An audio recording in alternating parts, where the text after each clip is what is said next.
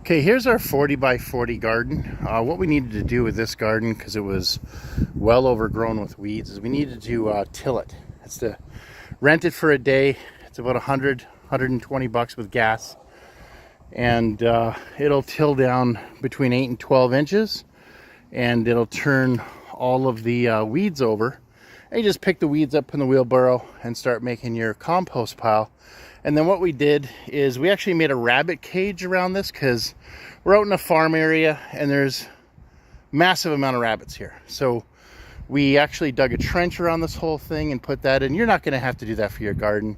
Most of your gardens are going to be 4 by foot raised. So you're not going to have to worry about the rabbit problem. But what we did to control the weeds is we bought this black weed cloth and we mounded it up. And as you see, we're growing our vegetables. And one thing that we did is we planted a lot of lettuce. We didn't get a chance to harvest this lettuce and let it go to seed so I can use it next year.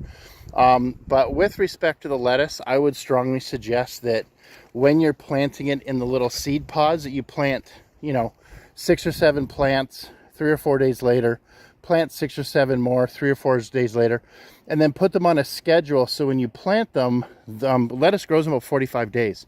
So it's ready to eat. So what you want to do is be in a position that you can eat it, but continue to eat it versus be like us where we're giving it away to everybody who wants to have a salad tonight because we have so much of it, we just can't eat it all. What we did too with these is we created these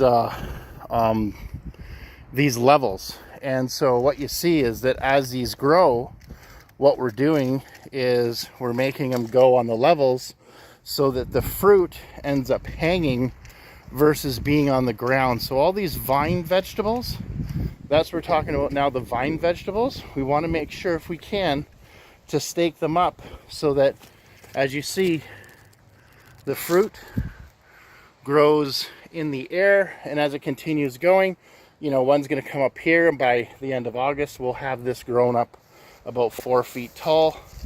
And that's for cucumbers, squash, pumpkins, those kind of plants. And then the beans and the peas, we got some of this stuff here for the peas.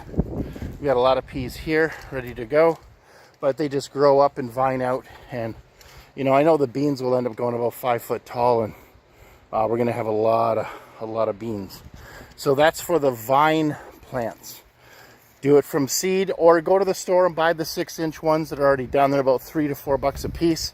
It's actually worth it to do that. And then from there, you can just go in and plant it. And you want to plant it around the last week of May, first week of June, outside. We planted before that this year. I lost about 100 plants. They all died because the weather this year in Vancouver in spring was actually quite terrible. So a lot of these open spaces had 3 different kinds of onions and different types of things that they just couldn't hack the weather. And due to time, I didn't have the opportunity to replant. So that's the vines.